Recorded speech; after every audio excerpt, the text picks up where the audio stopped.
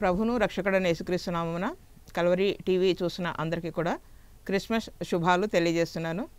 ఎట్లా ఉన్నారు? క్షేమం కదా?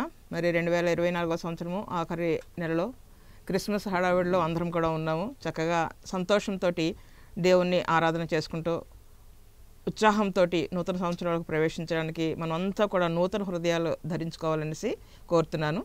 అయితే మరి యొక్క సంతోషము కావాలి అంటే ఎట్లా ఉండాలి, ఏ విధంగా ఉండాలి అన్న విషయం గురించి ఈరోజు మనము ధ్యానం చేద్దాము. ఒక స్త్రీ గురించి మనం ఈరోజు ధ్యానం చేద్దాము. ఇంతకుముందు యేసుక్రీస్తు యొక్క వంశావళిలో ఉన్నటువంటి ఒక స్త్రీ గురించి చెప్పడం జరిగింది. ఆమె రాహాబు.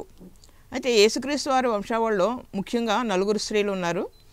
తామారు, తర్వాత రాహాబు, రూతు. అంటే ఇప్పుడు మనము రూతు గురించి ధ్యానం చేద్దాము.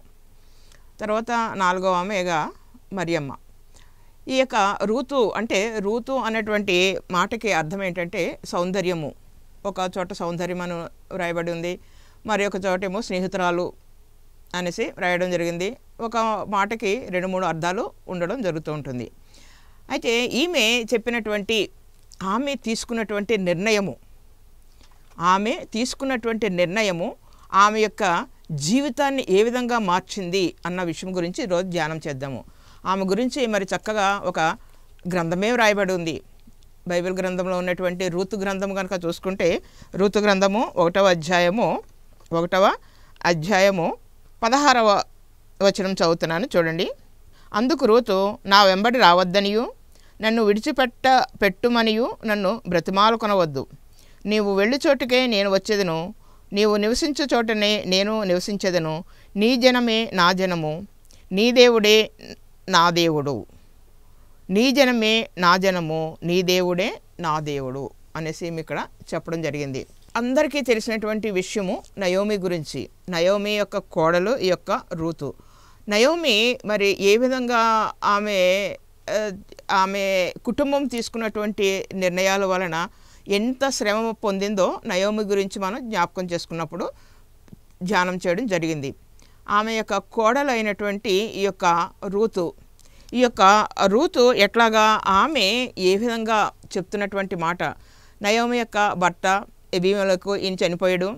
తర్వాత ఆమెకి ఉన్నటువంటి 2 కుమారులు కూడా చనిపోవడం జరిగింది. అంటే ఇప్పుడు ఎట్లాగైపోయింది ఆమె?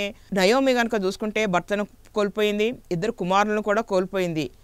ఈ లోపల ఆమెకి ఒక వార్త కూడా వినిపించింది. ఏంటి ఆ వార్త అంటే, దేవుడు బెత్లెహేమును దర్శించాడు, బెత్లెహేముకి ఆహారాన్ని ఇవ్వడం జరుగుతున్నది, దేవుడు ఆహారాన్ని ఇచ్చాడు అని చెప్పినప్పుడు ఆమె కూడా బెత్లెహేముకు వెళ్ళడానికి నిర్ణయం చేసుకున్నప్పుడు ఆమె ప్రయాణం అవుతుంటే ఆమె దగ్గర ఉన్నటువంటి ఆమె 2 కోడళ్ళు కూడా, ఓర్ప అలాగే ఈ యొక్క రూతు, 2 కూడా మేము కూడా వస్తామని చెప్పేసి బయలుదేరి ప్రయాణమై వెళ్తూ ఉన్నారు. కొంచెం దూరము అంటే ఇంకా వాళ్ళు ఆ యొక్క మోయాబు దేశం దాటకముందే రూతు అనుకుందనమాట. రూతు అత్త అయినటువంటి ఈ యొక్క నయోమి ఒక మాట చెప్పింది. ఏమని చెప్పిందంటే, మీరు నా కూడా రావద్దు. ఎందుకు నేను రావద్దు అంటున్నానంటే, నేను వెళుతున్నది బెత్లెహేముకి వెళుతున్నాను, మా ఊరికి నేను వెళ్తున్నాను, నా యొక్క జనాంగం దగ్గరికి నేను వెళ్తున్నాను. మీరు మీ తల్లిదండ్రుల దగ్గరికి వెళ్ళిపోండి. మీరు యవ్వనంలో ఉన్నారు, యవ్వనస్తులు, తిరిగి మరలా వివాహం చేసుకోండి. భర్త పోయాడు అని చెప్పి మీరు బాధపడుతున్నారు, కానీ మీరు తిరిగి మీ ఇంటికి వెళ్ళిపోయి మీ తల్లిదండ్రులు చూపించినటువంటి వారిని మీరు తిరిగి మరలా వివాహం చేసుకోండి, మీ కుటుంబాలను మీరు కట్టుకోండి, చక్కగా మీరు పిల్లా పాపలతోటి ఉండండి, మంచిగా బ్రతకండి అనేసి ఆమె చెప్పిందనమాట. అంటే ఆమె మరి చెప్పినటువంటి మాట. అయితే వెంటనే అక్కడ ఉన్నటువంటి 2 కోడళ్ళు కూడా ఇమీడియట్గా రియాక్ట్ అయ్యారు. అనుకున్నారనమాట, ఏంటి ఇట్లా చెప్తుంది అనేసి అనుకున్నప్పుడు వాళ్ళు తీసుకున్నటువంటి నిర్ణయం కనుక చూసుకుంటే, పెద్ద కోడలు అయినటువంటి వార్ప ఏం చేసిందనమాట, తన యొక్క అత్తని ముద్దు పెట్టుకొని చాలా విలపించి ఏడ్చింది, తిరిగి వెళ్ళిపోయింది. ఎందుకు వెళ్ళిపోయింది అంటే, ఆమె నేను ఇంటికి వెళ్ళిపోయి తర్వాత నేను మరలా వివాహం చేసుకుని నేను నా కుటుంబాన్ని కట్టుకోవాలి అనేసి ఆమె ఆలోచన చేసుకుందనమాట.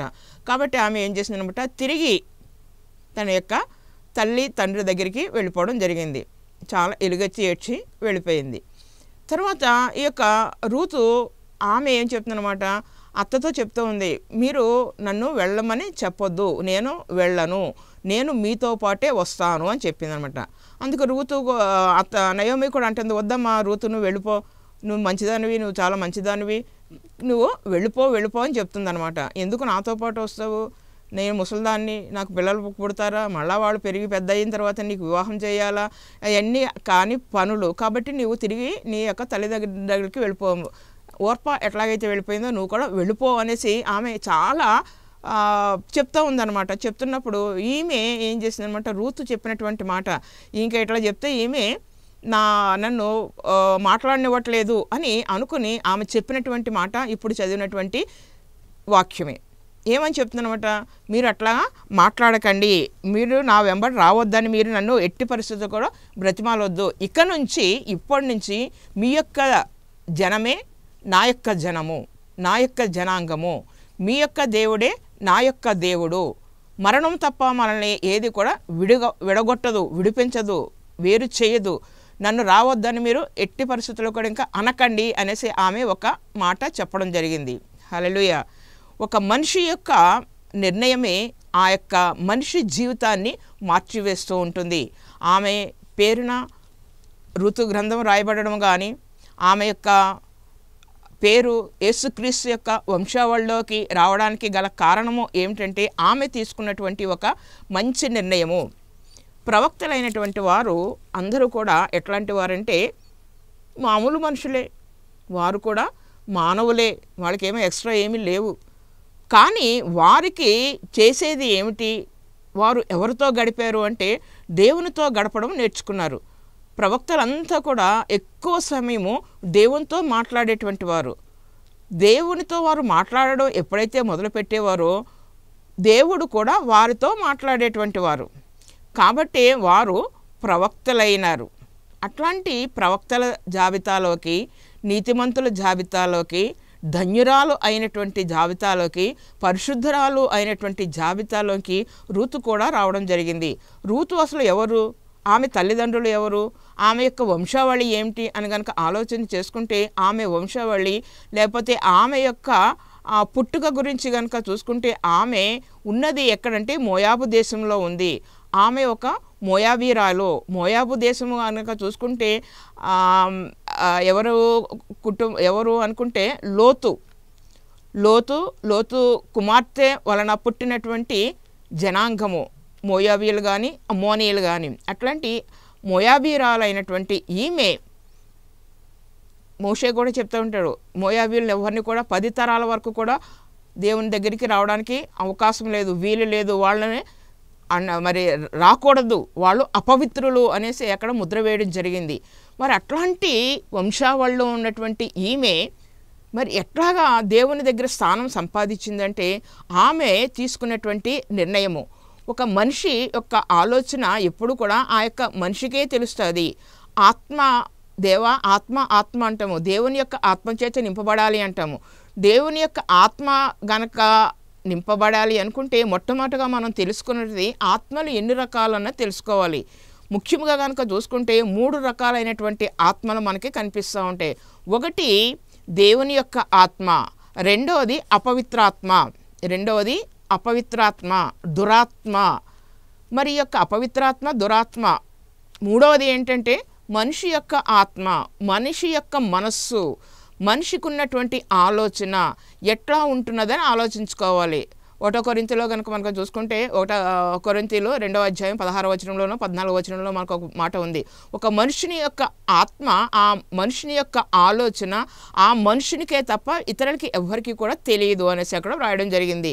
నిజమే, ఎవరు ఏమి ఆలోచన చేస్తున్నారనేది హృదయాలోచనలు ఎవరికి కూడా తెలియవు, దేవునికి తప్ప. మరి దేవుని అట్లాగే ఇక్కడ రూతు తీసుకున్నటువంటి నిర్ణయము, రూతు ఎట్లాంటి నిర్ణయం తీసుకుందో చాలా చక్కటి నిర్ణయం ఆమె తీసుకోవడం జరిగింది. ఎందుకు ఆమె అట్లాంటి నిర్ణయం తీసుకుందంటే కొంతమంది జ్ఞానము కలిగినటువంటి వారు ఉంటారు. జ్ఞానము కలిగినటువంటి వారు ఎప్పుడు కూడా ఎట్లా ఆలోచన చేస్తారంటే ఇతరులకి క్షేమం కలగాలని, ఇతరుల్ని రక్షించాలనేసి వారు అనుకోవడం జరుగుతూ ఉంటుంది. కానీ కొంతమంది ఉంటారు మూర్ఖులు, వాళ్ళు ఎంతసేపు వారి గురించి ఆలోచనే, ఏమి తినాలా, ఏమి త్రాగాలా, ఏమి ధరించుకోవాలా, ఎట్లా ఎంజాయ్ చేయాలా, ఈ ఆలోచనలు తప్ప మార్పు అన్నది ఉండనే ఉండదు. అందుకంటే మూర్ఖ చిత్తులు యెహోవాకు హేయులు అనేసి అక్కడ సామెతల గ్రంథంలో మనకి కనిపిస్తుంది. నిజమే, దేవుని చేత విసర్జించబడ్డటువంటి వారు, దేవుడు మెప్పు పొందనటువంటి వారు, దేవుడు చేత విసర్జించబడ్డటువంటి వారు అంతా ఎవరు అనుకుంటే మూర్ఖులే. మేము పట్టణ కుందేలుకి 3 కాళ్ళు అంటారు. అయిన చేతిలో ఇంకోటి ఉంది కదా అంటే సస్తే అది కరెక్టే అన్నటువంటి మాట వారి నోట రానే రాదు. అట్లాంటి భయంకరమైనటువంటి మనుషులు ఉన్నటువంటి ఈ లోకంలో మరి ఇతరుల గురించి, ఇతరుల యొక్క క్షేమాన్ని గురించి ఆలోచించేటువంటి వారు చాలా తక్కువ మంది. ఆ తక్కువలోనే ఈ యొక్క రూతు కూడా మరి ఉండడం జరిగింది. ఆమె తీసుకున్నటువంటి నిర్ణయము ఒకే ఒక్క నిర్ణయము, అరే మా అత్త నయోమి భర్తను పోగొట్టుకుంది, 2 కుమారులను పోగొట్టుకుంది, దిక్కులేనిది అయిపోయింది, వృద్ధాప్యంలోనికి వచ్చేస్తుంది. ఇప్పుడు ఒంటరిగా ఈ యొక్క మోయాబు దేశం నుంచి బెత్లెహేముకు వెళ్ళాలి అనుకుంటే వాళ్ళు ఏమన్నా మంచి రిచ్ పీపుల్, బాగా ధనవంతులా, గుర్రాల మీద రథాల మీద వెళ్ళడానికి? ఏమీ లేనటువంటి వారు, తినడానికి తిండి లేకనే మరి ఆ యొక్క బెత్లెహేము నుంచి, రొట్టెల ఇల్లు నుంచి మోయాబు దేశం వచ్చినటువంటి వారు తిరిగి ఇప్పుడు ప్రయాణమే వెళ్తున్నారంటే ఎట్లా వెళ్ళాలి? కాలి నడకన వెళ్ళాలి, నడిచి మాత్రమే వెళ్ళాలి అనుకుంటే ఎట్లా నడవాలి? ఒక స్త్రీ, ఒక ముసలామె ఒంటరిగా ఆమె ఎన్ని కిలోమీటర్లు దగ్గర మోయాబు దేశం నుంచి బెత్లెహేముకు చూసుకుంటే 50 మైళ్ళు అంటే 75 కిలోమీటర్ల దూరం నడిచి వెళ్ళాలి. 75 కిలోమీటర్లు నడిచి వెళ్ళాలి అంటే ఎన్ని రోజులు పడుతుంది? మార్గ మధ్యంలో ఏమేమవుతాయన్న ఆలోచన మరి ఈ యొక్క నయోమి ఆలోచించలేదు, కానీ వెళ్ళిపోవాలని అనుకుంటుంది. కానీ రూతు అయితే ఇవన్నీ కూడా ఆలోచన చేసింది. ఎట్లా వెళుతుంది? మా అత్తగారు ముసలామే కదా, ఆమె వెళుతున్నప్పుడు మరి క్రూర మృగాలు ఏదైనా అటాక్ చేయొచ్చు, మరి పాములు ఉండొచ్చు, ఎలుగుబంట్లు ఉండొచ్చు, తోడేళ్ళు ఉండొచ్చు, ఏదైనా మరి ఆమె మీద పడి గాయపరిచి ఆమెని చంపివేయవచ్చు. లేదా చీకటి వేళ ఏ దుండగులు, దుష్టులు మరి ఒక స్త్రీ ఒంటరిగా కనపడిందంటే విడిచిపెట్టరు కదా. మరి ఆమెకి రక్షణ ఏముంటుంది? ఏమీ ఉండదు. మరి ఆమె నడిచి వెళుతూ ఉంటే మార్గ మధ్యంలో మంచినీళ్ళు అయిపోతే, నీళ్లు లేకోకుండా ఆమె నడుస్తూ ఉంటే పడిపోతే, మరి బీపీ డౌన్ అయిపోయి, షుగర్ డౌన్ అయిపోయి, ఇన్ని రకాలుగా ఇదైపోయి ఆమె పడిపోతే ఆమెని కాపాడేది ఎవరు? ఆమెకి తోడుండేది ఎవరు? ఇవన్నీ కూడా ఆమె ఆలోచించి ఆమె తీసుకున్నటువంటి నిర్ణయం అనమాట. ఒక్కళ్ళకన్నా, అందుకనే ప్రసంగి గ్రంథంలో కూడా మరి ఉంటాయి, కొన్ని మాటలు ఉన్నాయి, ఒంటరి వాడు పడిపోతే వాడిని లేపేవాడు ఎవడు ఉండడు అనేసి. అందుకనే ఇద్దరు ఉండాలి, ఇద్దరు ప్రయాణమే వెళ్ళండి. ప్రభువారు కూడా అదే చెప్పారు, మీరు ఎక్కడికన్నా వెళ్ళేటప్పుడు ఒంటరిగా వెళ్ళకండి, ఇద్దరు వెళ్ళండి అనేసి చెప్పడం జరిగింది. ఇద్దరు వెళ్తున్నప్పుడు ఒకరికి హెల్త్ బాగోకపోయినా, ఒక్కరు అనారోగ్యం పాలైనా రెండో వారు చక్కగా వారికి హెల్ప్ చేస్తూ ఉంటారు, వారికి సేవ చేయడము జరుగుతూ ఉంటుంది. కాబట్టి ఇట్లాగా ఇద్దరు వెళ్తే చాలా మంచిది అని అప్పుడే రూతు ఆలోచించి తను ఏమనుకున్నట, తన గురించి తను ఆలోచన మానివేసి తన అత్త గురించి ఆలోచించడం మొదలుపెట్టింది. ప్రతి మనిషి కూడా కొన్నింటిని తీసివేసుకోవాలి, కొన్నిటిని అంగీకరించాలి. తీసివేసుకోవాలి అనుకుంటే దేనిని తీసివేసుకోవాలి, దేనిని విడిచిపెట్టాలి, దేనిని విడిచిపెట్టకూడదు అన్నది జ్ఞానవంతులు తీసుకునేటువంటి నిర్ణయాల్లో కనుక చూసుకుంటే దేవునికి అహిష్టమైనవి అన్నీ కూడా విడిచిపెట్టడం జరుగుతూ ఉంటుంది. ఈ యొక్క మోయాబీ దేశరాలైనటువంటి రూతు ఒక విగ్రహారాధికురాలు, ఎంతగానో విగ్రహాలను పూజ చేసేటువంటి ఆమె కూడా ఈ యొక్క విగ్రహాల దగ్గర పనిచేసేటువంటి మరి యాజకుడు ఎవరైతే ఉన్నాడో ఆయన యొక్క కుమార్తె. ఆ కుమార్తె ఆమె కూడా విగ్రహాలకి ప్రతిరోజు లేకపోతే ఎప్పుడు కూడా నరబలులు, ఆ బలి కూడా ఎట్లాంటిది అనమాట, పశువులు కాదు, మనుషులనే బలులు ఇచ్చేటువంటి వారు. మనుషులు అంటే పెద్దవాళ్ళు కూడా కాదు, చిన్న పిల్లలు, ఏమీ కూడా పాపం అంటే ఏంటో తెలియదు, ఏమీ ఎరుగనటువంటి చిన్న బిడ్డలని మరి భయంకరంగా మరణానికి తీసుకుని వెళ్ళిపోయి కాలుతున్నటువంటి ఆ యొక్క చేతుల్లో వాళ్ళని పెట్టి మరణానికి ఇచ్చేసేటువంటి భయంకరమైనటువంటి హోమాలు చేసేటువంటి ఆ యొక్క విగ్రహాలు ఆరాధన చేసేటువంటి ఆమె ఇప్పుడు ఇక్కడ తీసుకున్నటువంటి నిర్ణయం కనుక చూసుకుంటే మరి దేవాది దేవుణ్ణి ఆమె ఎట్లాగా తెలుసుకుంది. దేవాది దేవునికి ఎట్లాగా తెలుసుకుంది అంటే ఆమె భర్త అయినటువంటి మహ్లోను ఆ మెడలో వేసుకున్నటువంటి ఆ యొక్క ఒక దండ ఉంది, లేదా ఆయన చేతికి ధరించింది ఒకటి ఉందన్నమాట. కట్టుకున్నది ఉన్నప్పుడు ఆమె అడిగింది ఇది ఏంటి అని అడిగినప్పుడు అతను చెప్పినటువంటి మాట ఏంటంటే ఇవి దేవుడు మాకు ఇచ్చినటువంటి, యెహోవా దేవుడు మాకు ఇచ్చినటువంటి 10 ఆజ్ఞలు. మోషే చెప్తాడు కదా, మీ యొక్క ఈ యొక్క దేవుని యొక్క ఆజ్ఞలన్నీ కూడా ఎక్కడ ఉండాలంటే మీ నొసటిన అవి బాసికం కింద కట్టుకోండి, మీ చేతులకు కట్టుకోండి, మీ మెడలో ధరించండి. దానికన్నా ముఖ్యంగా మీ ఇంటి గౌనుల మీద దేవుని యొక్క మాటలన్నీ కూడా వ్రాయబడాలి అనేసి చెప్పడం జరిగింది. వీళ్ళు ఇల్లు విడిచిపెట్టి వెళ్ళిపోయారు, కానీ విడిచిపెట్టి ఎక్కడికి వెళ్ళారు? విగ్రహాలు ఎక్కడైతే ఆరాధన జరుగుతుందో అక్కడికి వెళ్ళింది ఈ ఫ్యామిలీ. కానీ అక్కడ ఉన్నటువంటి విగ్రహారాధికురాలైనటువంటి రూతు ఈ యొక్క నిజదేవుణ్ణి తెలుసుకున్నది. ఆమె అడిగింది అనమాట, ఏంటి దాంట్లో ఏమేమి ఉన్నాయి అని అడిగినప్పుడు ఆ మహ్లోను చెప్పినటువంటి మాటలు కనుక చూసుకుంటే దేవుని యొక్క 10 ఆజ్ఞలలో మొదటి ఆజ్ఞ, నేను తప్ప వేరే దేవుడు ఎవరు కూడా లేడు. ఎక్కడ అంటే భూమి మీద కానీ, భూమి కింద కానీ, సముద్రం మీద కానీ, సముద్రం కింద కానీ, ఆకాశంలో కానీ ఎక్కడ నేను తప్ప వేరే దేవుడు లేనే లేడు. నేనే దేవుడని, ఆది అంతము నేనే, అల్ఫా ఒమేగా నేనే అనేసి అక్కడ ఆయన చెప్పడం జరిగింది. కాబట్టి నన్నే ఆరాధన చేయండి అని చెప్పడం జరిగింది. తర్వాత ఆమె అన్నీ చూసుకుంటే అందులో నరహత్య చేయవద్దు, దొంగతనం చేయవద్దు, వ్యభిచారం చేయవద్దు, ఇవన్నీ కూడా చూసినప్పుడు ఆమె మనసులో పశ్చాత్తాపపడిందనమాట. అయ్యో నేను అన్నీ కూడా వీటిని ఆచరిస్తున్నానే, వీటిని వెంబడిస్తున్నానే అని చెప్పి ఎప్పుడైతే ఆమె మహ్లోన్ని వివాహం చేసుకుందో తన యొక్క హృదయంలో ఉన్నటువంటి వాటన్నిటిని కూడా తీసివేసుకుని తన అత్త దేవుడు అయినటువంటి యెహోవా దేవుడే ఆమె ఆరాధన చేయడము జరిగింది. హల్లెలూయా. విగ్రహాలను తీసివేసుకుని దేవుణ్ణి ఆరాధించడం నేర్చుకుంది, నిజ దేవుణ్ణి ఆరాధించడం నేర్చుకుంది. ప్రకృతి సంబంధమైనటువంటివి ఆరాధనలు మానివేసింది, విగ్రహాలను తీసివేసుకుని తన యొక్క హృదయంలో నుంచే తీసివేసుకుని, ఎప్పుడైతే అంటే మనం హృదయంలో నుంచి తీసుకువేసుకోవాల్సినటువంటివి ముఖ్యమైనటువంటి రూతు అన్నీ కూడా తీసివేసుకోవడమే కాదు, ఆమె వేటిని తన యొక్క హృదయంలో నింపుకుందంటే దేవుణ్ణి తన యొక్క హృదయంలో నింపుకుంది, దేవుని యొక్క ప్రేమని తన యొక్క హృదయంలో నింపుకుంది. దేవుని యొక్క కృప ఆమె పొందుకోవడానికి గల కారణము ఈ రెండే. ఆమె తన అత్త దేవుణ్ణి ప్రేమించింది, ఆ యొక్క ప్రేమని తన చేతల ద్వారా కూడా కనబరిచింది. ఈ రోజుల్లో కనుక చూసుకుంటుంటే అట్లాంటి అత్తాకోడళ్ళు ఎక్కడ ఉంటున్నారు? ఎవరు ఉంటున్నారు? అత్తాకోడళ్ళే కాదు, తల్లి కూతుళ్ళ దగ్గరే అట్లాంటి సరైనటువంటి సంబంధాలు లేనటువంటి పరిస్థితి. అక్కా చెల్లెళ్ళ మీద కూడా ఇట్లాంటి ప్రేమలు అన్నీ కూడా తగ్గిపోతూ ఉన్నాయి. ఒకరినొకరు ఎత్తి పొడుచుకోవడం తప్పించి నువ్వు అది చేసావా, ఇది చేసావా, అది పెట్టావా, ఇది పెట్టావా అని వారిని పీడించడము, వారిని వేధించడము ఉన్నాయి. కానీ మరి క్షమ అనేది ఎక్కడ కూడా లేనే లేదు. ఈ యొక్క రూతు ఎంతసేపు తన యొక్క అత్త యొక్క క్షేమం కోసం ఆలోచన చేసి ఆమె తన యొక్క స్వప్రయోజనాల గురించి ఆలోచించడం మానివేసి తన గురించి కానీ, తను ఏమి తినాలి, ఏమి తాగాలి, ఎట్లా ఎంజాయ్ చేయాలి అన్న విషయాలన్నిట్లు కూడా విడిచిపెట్టి తన యొక్క అత్తని ఆమె ఎప్పుడైతే వెంబడించిందో మరి ఈ యొక్క మాట చెప్పడం జరిగింది, మరణం తప్ప మన ఇద్దరిని కూడా ఏది కూడా వేరు చేయదు అని చెప్పినప్పుడు ఆమె మరి నయోమి కూడా ఉంది కదా రామ్మ అని చెప్పడము జరిగింది. వారు అట్లాగా నడుచుకుంటూ మరి ఎన్ని రోజులు వాళ్ళకి అట్లాగా నడుచుకుంటూ వాళ్ళు వచ్చారు. ఒక గ్రామం నుంచి ఒక గ్రామానికి, మళ్ళీ అక్కడి నుంచి ఇంకొక గ్రామానికి, అట్లాగా వాళ్ళు నడుచుకుంటూ చక్కగా మరి ఈ యొక్క బెత్లెహేముకు వారు చేరుకున్నారు.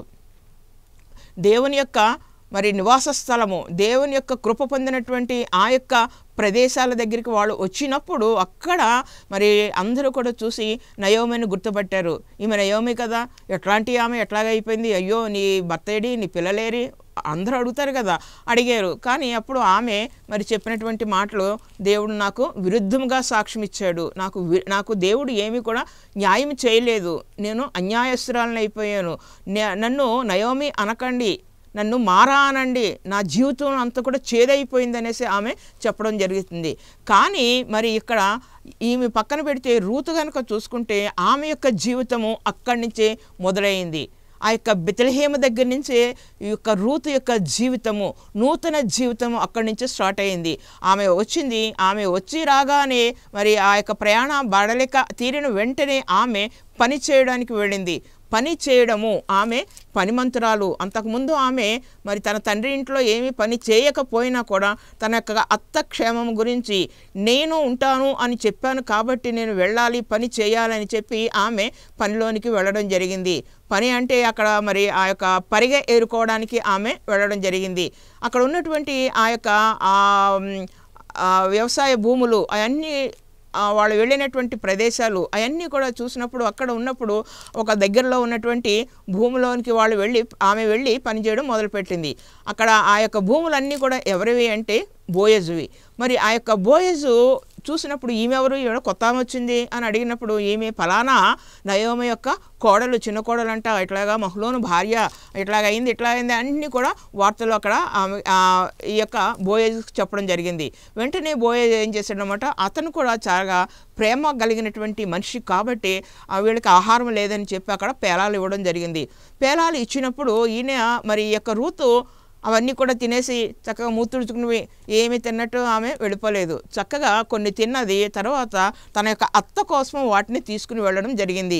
అంటే మనము ఎంత తిన్నామన్నది కాదు, మనం ఏమి తిన్నాదన్నది కాదు, మనతో పాటు ఉన్నటువంటి వారు, మనతో పాటు ఉంటున్నటువంటి మన తల్లిదండ్రులు, మనతో పాటు ఉన్నటువంటి మన అత్తామామలు, మన కుటుంబ సభ్యులు అందరూ కూడా తింటున్నారా లేదా అన్న ఆలోచన కూడా ఎంతో ముఖ్యమైనటువంటిది.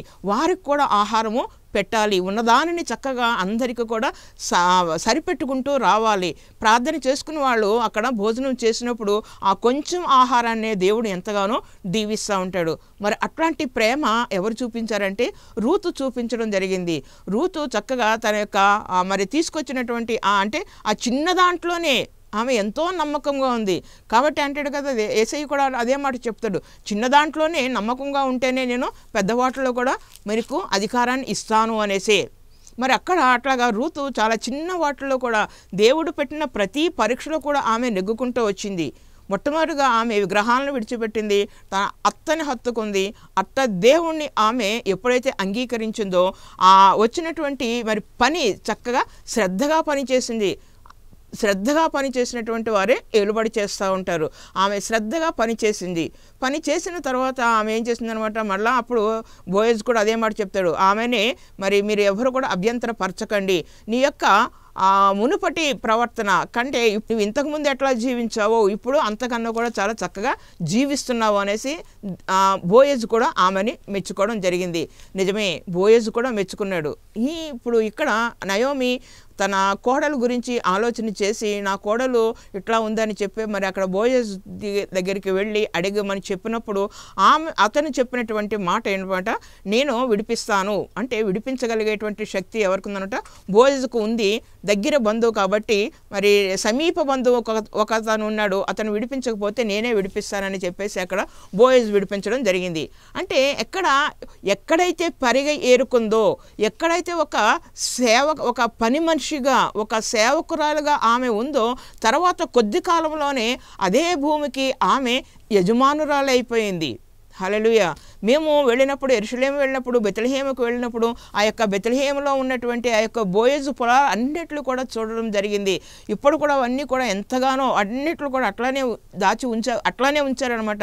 వాటిని ఏమి కూడా అక్కడ బిల్డింగ్స్ కానీ అవి ఏమీ కట్టుకోకుండా పొలాల్లో కానీ వాటిని ఉంచడము జరిగింది. మనము అంటే ఏంటనమాట, ఎట్లా ఉండాలి, మనము తీసుకునేటువంటి నిర్ణయాలు మన జీవితాన్ని ఎట్లాగా మార్చివేస్తాయి అనేసి మరి ఈ యొక్క రూతు గ్రంథాన్ని బట్టి మనకి తెలుస్తుంది. యేసుక్రీస్తు యొక్క వంశావళిలోనికి ఆమె ఒక అన్యరాలైనటువంటి ఆమె, ఒక మోయాబీరాలైనటువంటి ఆమె, ఒక విగ్రహారాధికురాలైనటువంటి ఆమె ఇప్పుడు మరి ఎట్లా దీవించబడింది, ఎక్కడ ఆమె పేరు ఉందంటే యేసుక్రీస్తు యొక్క వంశావళిలో ఆమె యొక్క పేరు రాయడం జరిగింది. ఆమె యొక్క పేరు యేసుక్రీస్తు యొక్క వంశాల్లో మొట్టమొదటిగా తామారన్నము, రెండో ఆమె పేరు రాహాబు, మూడో ఆమె ఎవరంటే రూతునే. మరి రూతు పేరున చక్కగా గ్రంథము కూడా మనకి రాయబడి ఉంది. అంతగా ఆమె దీవించబడడానికి ఆశీర్వదించబడడానికి ఆమె తీసుకున్నటువంటి నిర్ణయమే. మరి ఆ యొక్క రూతు గర్భాన పుట్టినటువంటి వారు ఎవరు అనుకుంటే, రూతుకి తర్వాత బోయజ్కి వివాహం జరిగిన తర్వాత పుట్టినటువంటి కుమారుడు ఒబేదు. ఈ యొక్క ఒబేదు కనుక చూసుకుంటే అతను మరి దావీదుకు తండ్రి అయినటువంటి యెషయా యొక్క తండ్రి. అంటే యేసుక్రీస్తు వారి యొక్క వంశావళిలోకి వీళ్ళంతా కూడా రావడం జరిగింది. ఇదంతా ఎక్కడి నుంచి వచ్చిందంటే ఒక మనిషి తీసుకునేటువంటి నిర్ణయాలు బట్టి. మనము కూడా ఎట్లా ఉండాలి, ఈ యొక్క క్రిస్మస్ సమయంలో మనం అన్నీ చక్కగా ఇల్లంతా మంచిగా శుభ్రంగా చేసుకుంటాము, ఇంటిని శుభ్రంగా చేసుకుంటాము, కానీ మన యొక్క హృదయాన్ని మనము శుభ్రపరచుకోవాలి. మనలో దేవునికి అయిష్టమైనటువంటి వాటిని అన్నిట్లు కూడా తీసివేసుకోవాలి. మొట్టమొదటిగా ఆ యొక్క ఆజ్ఞలు, విగ్రహారాధన మనము తీసివేసుకోవాలి. అబ్బే నేను క్రైస్తవునండి, నేను విగ్రహాల జోలికి పోవట్లేదు అనుకుంటారు చాలామంది. కానీ విగ్రహారాధన అంటే నీకు నీ దేవునికి మధ్యలో అడ్డముగా నీ యొక్క హృదయంలో ఏదైతే ఉందో అదే విగ్రహము. విగ్రహం అంటే కేవలము విగ్రహాలే కాదు, దేవునికి నీకు మధ్యలో నీ యొక్క హృదయం నిండా ఏదైతే ఉందో ధనాపేక్ష ఉండవచ్చు. మొట్టమొదటిగా అది దాన్ని తీసివేసుకోవాలి. ఇట్లాగా ఎన్నో ఉన్నాయి. అవన్నీ కూడా మనం తీసివేసుకుంటేనే దేవుని యొక్క కృపను మనము కూడా పొందగలుగుతూ ఉంటాము. తామారు ఏ విధంగా నీతిమంతురాలుగా అయిందో, రాహాబు ఏ విధంగా ధన్యురాలు అయిందో, అట్లాగే రూతు కూడా ఏ విధంగా కృప పొందిందో మనము కూడా అట్లాంటి స్త్రీల జాబితాలలోనికి, అట్లాగా దేవుని యొక్క కృప పొందినటువంటి వారి జాబితాలోనికి వారి పేర్లు పరిశుద్ధ గ్రంథంలో రాయబడ్డాయి. మన యొక్క పేర్లు జీవ గ్రంథంలో రాయబడాలి. పరలోకములో ఉన్నటువంటి గ్రంథంలో మన యొక్క పేర్లు కూడా రాయబడాలి. అంటే మనము తీసుకునేటువంటి నిర్ణయాలే మన యొక్క జీవితాలని నిర్ణయించడం జరుగుతుంటుంది. మనము మరి పటిష్టంగా గట్టి నిర్ణయాలు తీసుకుని ఈ 2024 సంవత్సరం అంతట్లో కూడా ఇప్పటి వరకు దేవుని యొక్క కృప పొందుకున్నాము. అలాగే రాబోయే సంవత్సరాల్లో మనము జీవించి ఉన్నంతకాలము దేవునికి సాక్షి బిడ్డలుగా, దేవుని యొక్క సాక్షార్థంగా మనం జీవించేటువంటి భాగ్యము, ఆయన యొక్క కృప పొందుకుని ఆయన యొక్క దయలో నివసించేటువంటి భాగ్యము మనము పొందుకుందాము. మన పేరు కూడా అప్పుడే జీవగ్రంథంలో రాయబడుతుంది. మనమంతా కూడా యుగయుగాలు యేసు ప్రభువుతో పాటు జీవిస్తాము. దేవుడి వాక్యాన్ని దీవించునుగాక. చిన్న ప్రార్థన చేస్తాం.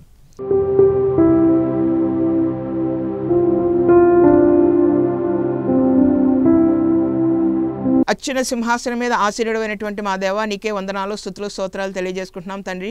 ప్రభా యేసయ్యా, మరి నాయన ఈ యొక్క క్రిస్మస్ టైంలో ప్రభా మరి నాయన స్త్రీల గురించి మాట్లాడుతూ ఉండగా ప్రభా మరి నాయన ఆనాడు తామారు కానీ రాహాబు కానీ మరి ముఖ్యంగా రూతు ప్రభా మరి నాయన ఆమె తీసుకున్నటువంటి నిర్ణయాలు ప్రభా మరి నాయన ఆమె యొక్క జీవితాన్ని ఎంత గొప్ప ఉన్నతమైనటువంటి స్థితిలోనికి తీసుకువెళ్ళిందో, ఎట్లాగా మీరు లేపారో ప్రభా మరి నాయన ఆ విధంగా ప్రభా ఈ యొక్క కల్వరి టీవీ చూస్తున్న ప్రతి బిడ్డ కూడా ప్రభా సరి అయినటువంటి నిర్ణయాలు తీసుకుని ప్రభా మరి నాయన నిన్ను వారి యొక్క హృదయంలో నింపుకుని నీ చేయి పట్టుకుని నడిచేటువంటి గొప్ప భాగ్యం దయచేయవలసిందిగా వింటున్న ప్రతి బిడ్డ కూడా ప్రభా మరి నాయన నీ యొక్క కృపలతో నింపవలసిందిగా, మరి ముఖ్యంగా ప్రభా మరి నాయన ఈ యొక్క 2024 సంవత్సరం అంతా కూడా వారిని ఎంతగానో క్షేమంతో కాపాడి రక్షించిన దాని విధానాన్ని బట్టి మీకు వందనాలు, స్తుతులు, స్తోత్రాలు తెలియజేసుకుంటున్నాం తండ్రి.